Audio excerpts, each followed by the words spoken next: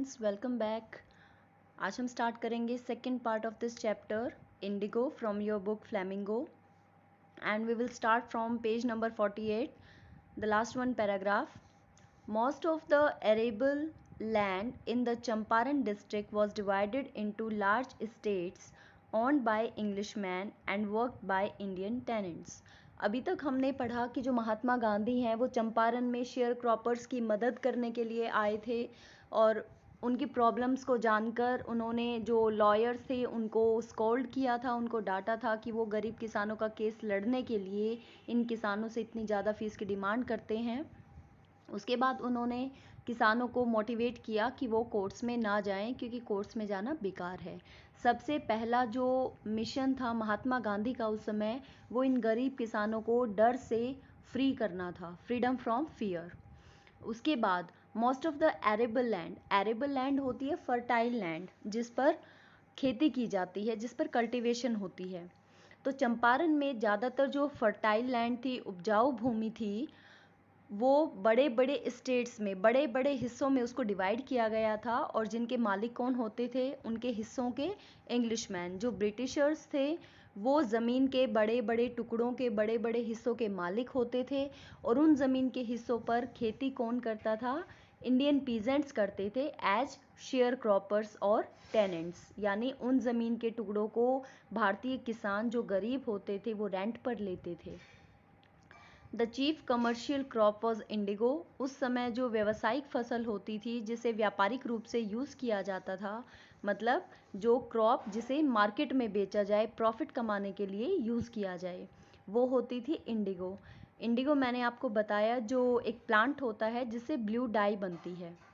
The landlords compelled all tenants to plant 3/20 or 15% of their holdings with indigo and surrender the entire indigo harvest as rent.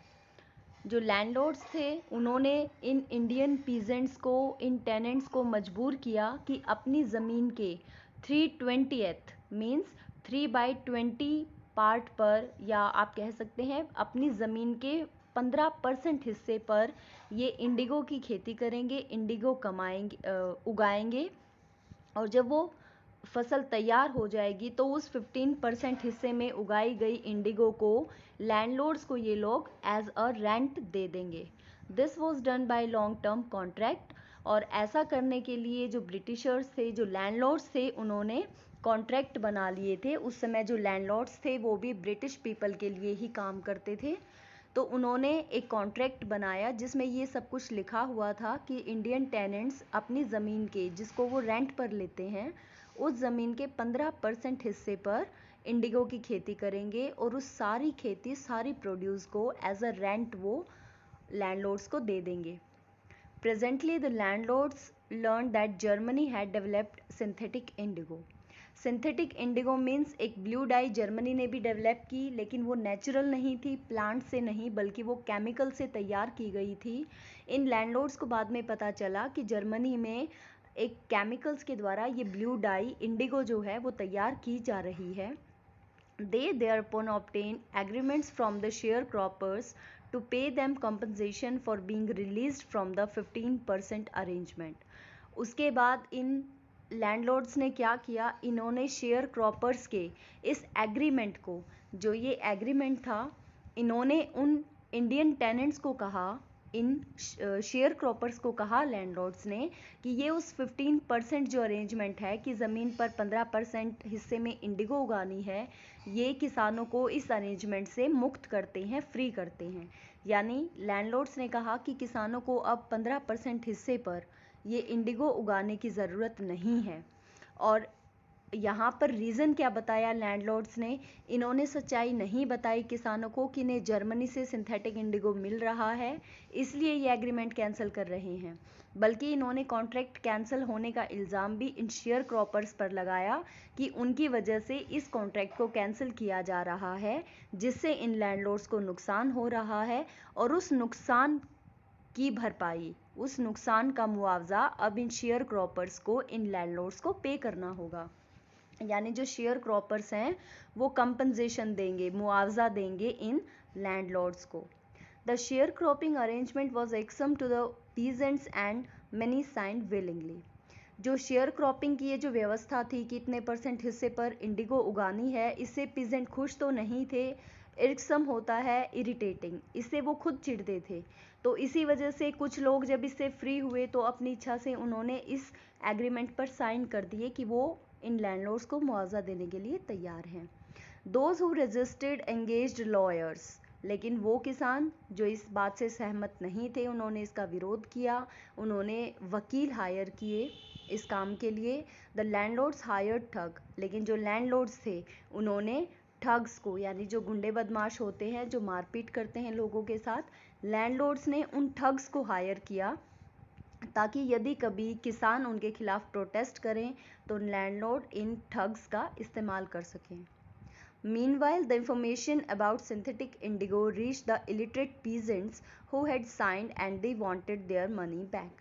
अब जिन लोगों ने अपनी इच्छा से, जिन peasants ने sign कर दिया था कि वो मुआवजा देने के लिए तैयार हैं और उन्होंने कुछ मुआवजा दे भी दिया था इन लैंडलॉर्ड्स को, जब इन किसानों को ये बात पता चली कि वास्तव में कॉन्ट्रैक्ट कैंसिल होने का कारण जर्मनी से आने वाली सिंथेटिक इंडिगो थी, इसमें किसानों की कोई गलती नहीं थी, तो ये अपने उस बात पर पछता रहे थे कि इन्हें कॉन्ट्रैक्ट पर, एग्रीमेंट पर साइन नहीं करना चाहिए था, इन्हें लैंडलॉर्ड्स को मुआवजा नहीं देना चाहिए था। तो ये अनपढ़ जो पुअर पीजेंट थे, जब इन्हें इस बात का पता चला तो अब ये अपना पैसा वापस चाहते थे। At this point Gandhi arrived in Champaran. इस दौरान जो कुछ भी चंपारण में हो रहा था, उस समय महात्मा गांधी चंपारण पहुंच गए। He began by trying to get the facts. अब उन्होंने सारी जानकारी इकट्ठी करनी शुरू कर दी। First he visited the secretary of the British Landlords Association. सबसे पहले ब्रिटिश लैंडलॉर्ड्स एसोसिएशन के सचिव से, उसके सेक्रेटरी से वो मिले। The secretary told him that they could give no information to an outsider. उस सचिव ने महात्मा गांधी से कहा कि वो एक बाहरी व्यक्ति को कोई जानकारी नहीं देंगे। Gandhi answered that he was no outsider. Mahatma Gandhi ने उत्तर दिया कि वो कोई बाहरी व्यक्ति नहीं है, आउटसाइडर नहीं है। Next Gandhi called on the British official commissioner of the Tirhut division in which the Champaran district ले। उसके बाद महात्मा गांधी जो हैं, उन्होंने ब्रिटिश ऑफिशियल कमिश्नर जो थे उनसे बात की, तिरहुत डिवीज़न के कमिश्नर से। और ये जो डिवीज़न है, ये वही डिवीज़न है जिसमें चंपारण एग्जिस्ट करता है, जहाँ पर चंपारण स्थित है।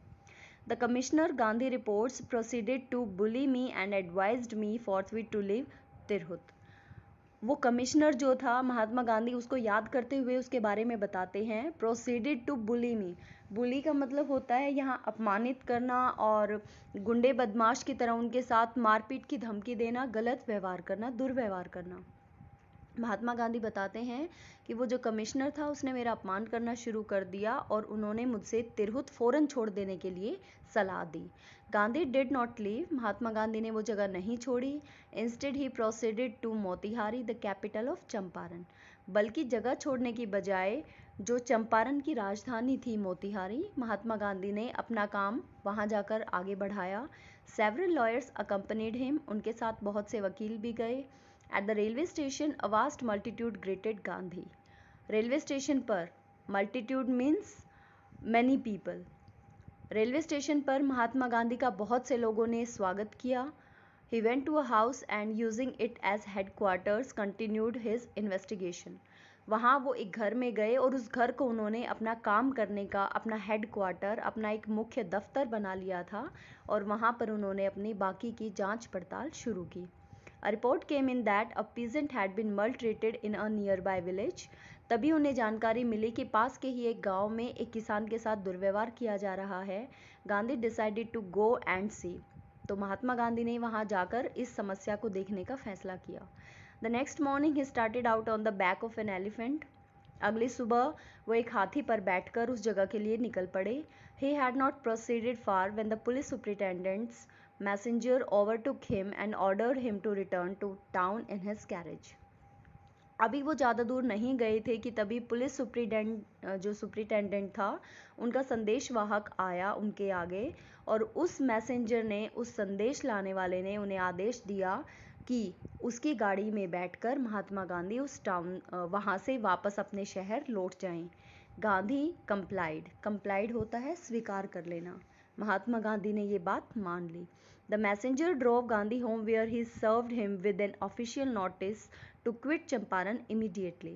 मैसेंजर जो है अपनी गाड़ी में महात्मा गांधी को लेकर आया, उन्हें घर पर ड्रॉप किया, उन्हें घर पर छोड़ा और साथ ही उन्हें एक ऑफिशियल नोटिस भी दिया जिसमें लिखा हुआ था quit means to go away, जिसमें लिखा था कि तुरंत चंपारण छोड़कर चले जाओ.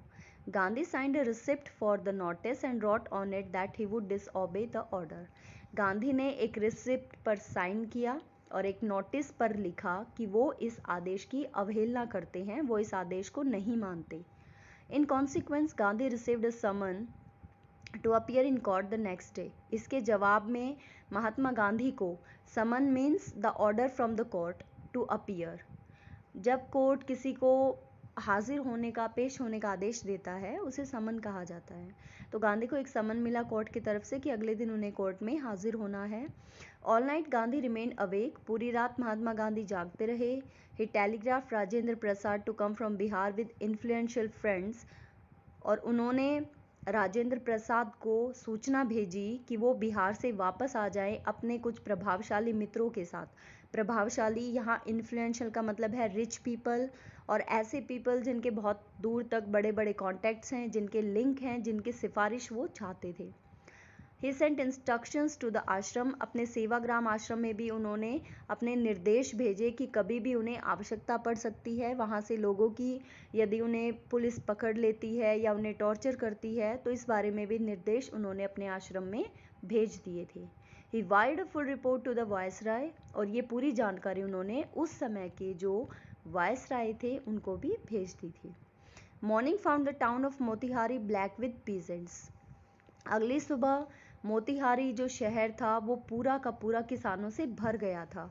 यहाँ ब्लैक विद पीजेंट्स इसलिए लिखा गया है कि जो पीजेंट्स थे बहुत ज़्यादा पुअर थे, उनका स्किन कलर यहाँ ब्लैक कहा गया है, उनकी गरीबी को, उनकी जो लैक ऑफ फूड है उसको दर्शाने के लिए, कि पूरा का पूरा जो मोतिहारी है वो किसानों से भर गया था, काला हो गया था due to the black skin of peasants.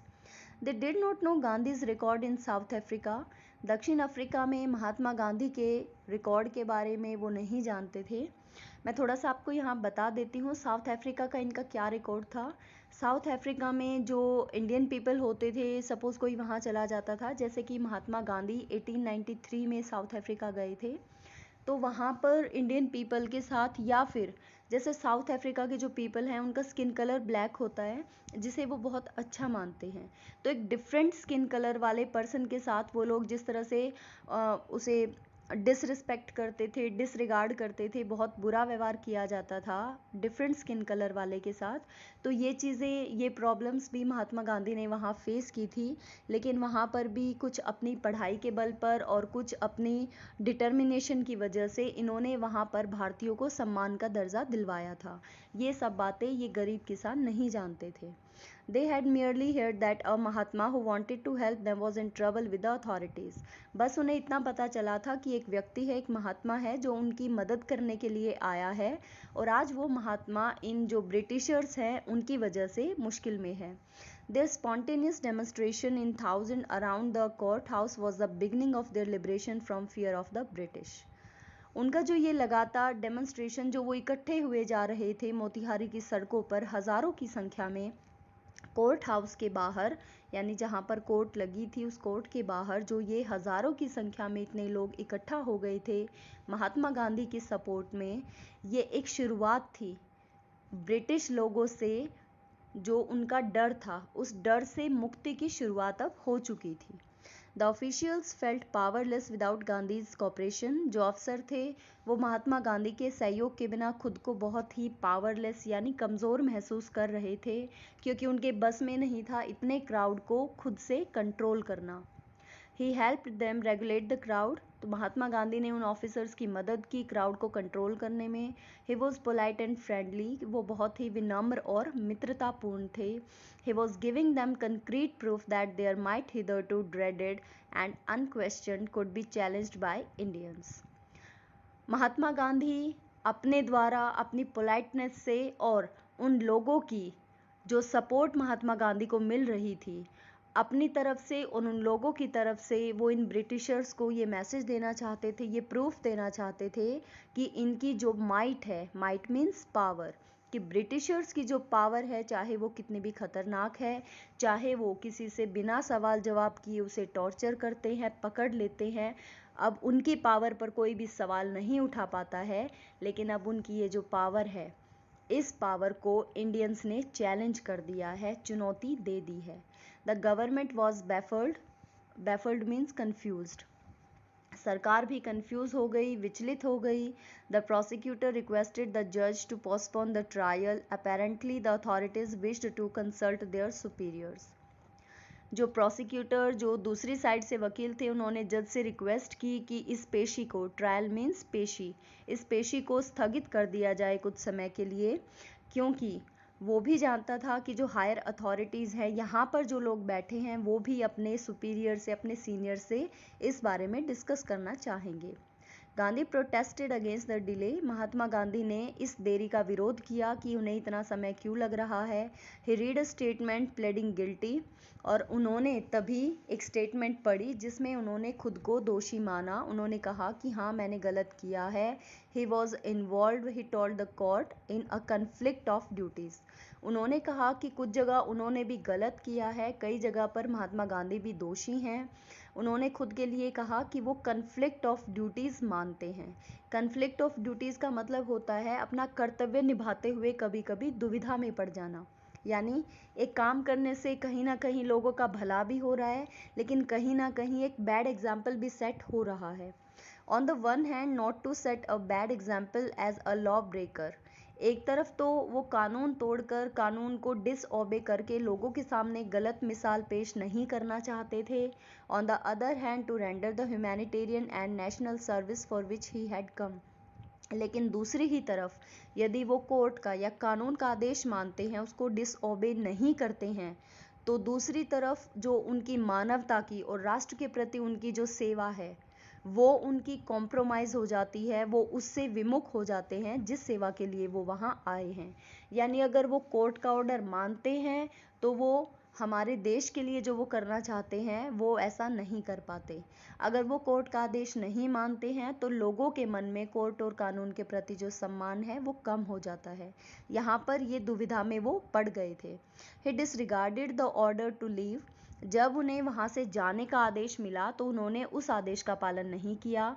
Not for want of respect for lawful authority but in obedience to the higher law of our being the voice of conscience, he asked the penalty due. उन्होंने court का आदेश या उन्होंने कानून का आदेश नहीं माना, वहाँ से उस जगह को छोड़कर जाने के लिए उन्होंने ऐसा किया, लेकिन इसलिए नहीं कि वो कानून की अवहेलना करना चाहते थे या कानून से संबंधित लोगों का, अफसरों का वो अपमान करना चाहते थे, ऐसा नहीं था।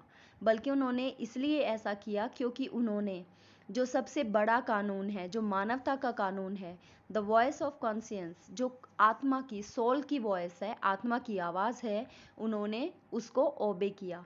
ही आस्क्ड द पेनल्टी ड्यू, और इसके लिए उन्होंने कहा कि जो भी उन पर जुर्माना लगाया जाएगा वो उसे भरने के लिए तैयार है।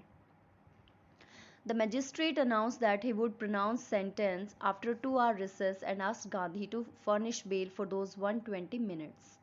मैजिस्ट्रेट जो था उन्होंने घोषणा की कि वो 2 घंटे के ब्रेक के बाद, 2 hour recess, recess means break, 2 घंटे के ब्रेक के बाद वो उन्हें सज़ा सुनाएंगे। और उन्होंने कहा कि इन 2 घंटों का जो उन्होंने महात्मा गांधी को 2 घंटे का जो ब्रेक दिया है, उसके लिए महात्मा गांधी को बेल पे करनी पड़ेगी। बेल मीन्स मनी, कुछ अमाउंट पे करना पड़ेगा इस 2 घंटे की बेल के लिए, ऐसा मजिस्ट्रेट ने कहा। गांधी रिफ्यूज्ड, महात्मा गांधी ने बेल के पैसे देने से मना कर दिया। द जज रिलीज्ड हिम विदाउट बेल, तो जज ने उन्हें बिना बेल, बिना पैसे लिए ही छोड़ दिया। जो पैसे देकर जमानत दी जाती है, ये यहाँ उस बेल की बात हो रही है। When the court reconvened, the judge said he would not deliver the judgment for several days. जब कोर्ट दोबारा शुरू हुई 2 घंटे के ब्रेक के बाद, फिर से जब कार्रवाई शुरू हुई तो जज ने कहा कि कई दिन तक वो अपना जजमेंट, अपना फैसला नहीं सुना सकते। Meanwhile, he allowed Gandhi to remain at liberty. जब तक वो फैसला नहीं सुनाते तब तक उन्होंने महात्मा गांधी को फ्री रहने की अनुमति दे दी। एट लिबर्टी मीन्स फ्रीडम, यानी तब तक महात्मा गांधी पर कोई कार्रवाई नहीं होगी, वो फ्री रह सकते हैं। राजेंद्र प्रसाद, ब्रिज किशोर बाबू, मौलाना मजरूल हक and several other prominent lawyers had arrived from Bihar. इतने में राजेंद्र प्रसाद, ब्रिज किशोर बाबू, मौलाना मजरूल हक और बाकी भी बहुत ज़्यादा ऊंची पहुंच रखने वाले वकील बिहार से आ चुके थे। दे कन्फर्ड विद गांधी, उन्होंने गांधी से डिस्कस किया, चर्चा की। What would they do if he was sentenced to prison, Gandhi asked. Gandhi ने उनसे पूछा कि यदि गांधी को जेल हो जाती है तो वो क्या करेंगे। Why? The senior lawyer replied, they had come to advise and help him. तो जो एक सीनियर वरिष्ठ वकील थे उन्होंने जवाब दिया कि फिर हम क्यों करेंगे, यदि आपको ही जेल हो गई, हम आपको एडवाइस करने आए, आपकी सहायता के लिए आए हैं, यदि आपको ही जेल हो गई तो हम क्या कर पाएंगे। If he went to jail there would be nobody to advise and they would go home. तो उन्होंने कहा अगर आपको जेल हो जाएगी तो यहाँ पर ऐसा कोई नहीं रहेगा जिसके साथ वो डिस्कस कर सकते हैं, एडवाइस दे सकते हैं। यदि गांधी को जेल हो जाती है तो वो लोग भी वापस घर चले जाएंगे, ऐसा उन वकीलों ने जवाब दिया। What about the injustice to the sharecroppers? Gandhi demanded. Mahatma Gandhi ने उनसे पूछा कि ठीक है मुझे जेल हो जाएगी, तुम लोग अपने घर चले जाओगे, तो इन शेयर क्रॉपर्स के साथ जो अन्याय हो रहा है उसका क्या होगा। The lawyers withdrew to consult, वो वकील हैं वो आपस में फिर से डिस्कस करने लगे। Rajendra Prasad has recorded the upshot of their consultations. Upshot means result. उस समय राजेंद्र प्रसाद ने इन सब की बातें सुनी और इनकी बातचीत का निष्कर्ष निकालकर कहा, they thought amongst themselves that Gandhi was totally a stranger and yet he was prepared to go to prison for the sake of the peasants। कि उन लोगों ने आपस में बातचीत की और बात करके उन्होंने विचार किया कि महात्मा गांधी पूरी तरह से एक अजनबी थे उन लोगों के लिए, और एक अजनबी होते हुए भी वो उन लोगों की भलाई के लिए, इन गरीब किसानों के लिए जेल तक जाने को तैयार थे। If they on the other hand being not only resident of the adjoining district but also those who claim to have served these peasants should go home, it would be shameful desertion। यदि महात्मा गांधी एक अजनबी होते हुए भी इन व्यक्तियों की भलाई के लिए, इन गरीब किसानों की भलाई के लिए जेल जाने को तैयार हैं, तो वो लोग जो यहाँ इस गांव के, इस शहर के आसपास के डिस्ट्रिक्ट में ही रहते हैं और जो कि अपने आप को इन गरीब किसानों की सेवा करने वाले बताते हैं कि वो इनका केस लड़ रहे हैं, तो क्या उन्हें वापस चले जाना चाहिए। यदि वो वकील भी वापस चले गए तो ये बहुत ही शर्मनाक बात होगी। डिजर्शन होता है एक व्यक्ति जो कोई नीडी पर्सन है, किसी को ज़रूरत है, आवश्यकता के समय पर उसका साथ छोड़कर चले जाना। They accordingly went back to Gandhi and told him they were ready to follow him into jail। उसके बाद वो फिर से गांधी के पास जाते हैं और उन्हें बताते हैं कि वो महात्मा गांधी के साथ जेल जाने के लिए तैयार हैं, किसानों के लिए। The battle of Champaran is one, he exclaimed. इस बात को सुनकर गांधी खुश होते हैं और अपनी खुशी में वो कहते हैं कि चंपारण की लड़ाई जीत ली है, यानी उन लोगों के अंदर से ब्रिटिशर्स का जो फियर था वो ख़त्म हो गया है, तभी तो वो जेल जाने को तैयार हैं। और इस फ्रीडम ऑफ फियर की वजह से महात्मा गांधी ने कहा कि the battle of Champaran is won. Then he took a piece of paper and divided the group into pairs and put down the order in which each pair was to court arrest। उसके बाद महात्मा गांधी ने एक कागज़ का टुकड़ा लिया और उस कागज़ के टुकड़े को पेयर्स में डिवाइड कर दिया, मतलब वकीलों के पेयर्स बनाकर दो दो वकीलों का एक पेयर बनाया और उन्हें वो कागज़ थमा दिया जिस पर उन्होंने लिखा था कि उन सबको कोर्ट अरेस्ट देना है, यानी अपनी गिरफ्तारी देनी है, उन्हें कोर्ट में जाकर गिरफ्तार होना है। Several days later Gandhi received a written communication from the magistrate informing him that the lieutenant governor of the province had ordered the case to be dropped। कई दिनों के बाद महात्मा गांधी को रिटर्न में एक लेटर मिलता है फ्रॉम द मजिस्ट्रेट, जिसमें वो लेटर था वो मजिस्ट्रेट की तरफ से भेजा हुआ था और उसमें क्या सूचना दी गई थी कि उस जगह, उस स्टेट के जो लेफ्टिनेंट गवर्नर हैं उन्होंने मजिस्ट्रेट को आदेश दिए हैं, वकीलों को आदेश दिए हैं कि इस केस को ड्रॉप कर दिया जाए, यानी कि ख़त्म कर दिया जाए, to be ended. Civil disobedience had triumphed होता है, टू बी वन, जीत जाना। The first time in modern India, पहली बार आधुनिक भारत में सिविल डिसोबीडियंस, सविनय अवज्ञा आंदोलन जो था पहली बार आधुनिक भारत में जीत गया था। Gandhi and the lawyers now proceeded to conduct a far-flung inquiry into the grievances of the farmers. Mahatma Gandhi और दूसरे वकील अब वहां से फार फ्लंग इंक्वायरी का मतलब होता है बिल्कुल गहराई से किसी चीज़ की जांच करना। महात्मा गांधी और कुछ वकील आगे बढ़े अपने केस के बारे में पूरी तरह से गहराई से जांच करने के लिए into the grievances of the farmers. Grievances means complaints, problems, उन किसानों की जो शिकायतें थी, उनकी समस्या थी, उनको जानने के लिए। Depositions by about 10,000 peasants were written down and notes made on other evidence. Depositions का मतलब होता है statements जो रिकॉर्ड की गई। लगभग 10,000 किसानों की statements, उनके जो बयान थे उन्हें रिकॉर्ड किया गया और उन्हें लिखा गया।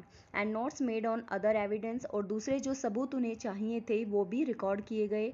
डॉक्यूमेंट्स वर कलेक्टेड, इस केस से संबंधित सभी जो कागजात थे उन्हें इकट्ठा किया गया। The whole area throbbed with activity of the investigators and the vehement protest of the landlords. Vehement protest means strong protest. इतना ज़्यादा यो हाई लेवल पर इतना ज़्यादा जो ये विद्रोह हो रहा था उसे वेहेमेंट कहा गया है, यानी स्ट्रॉन्ग। वहाँ का जो पूरा क्षेत्र था जहाँ पर ये जांच पड़ताल चल रही थी, इन लोगों की इस जांच पड़ताल की वजह से वो पूरा क्षेत्र बिल्कुल कांप उठा था। And the vehement protest of the landlords, और इस जांच पड़ताल का विरोध कौन कर रहा था? लैंडलॉर्ड्स, क्योंकि उन्हें भी प्रॉब्लम होने वाली थी।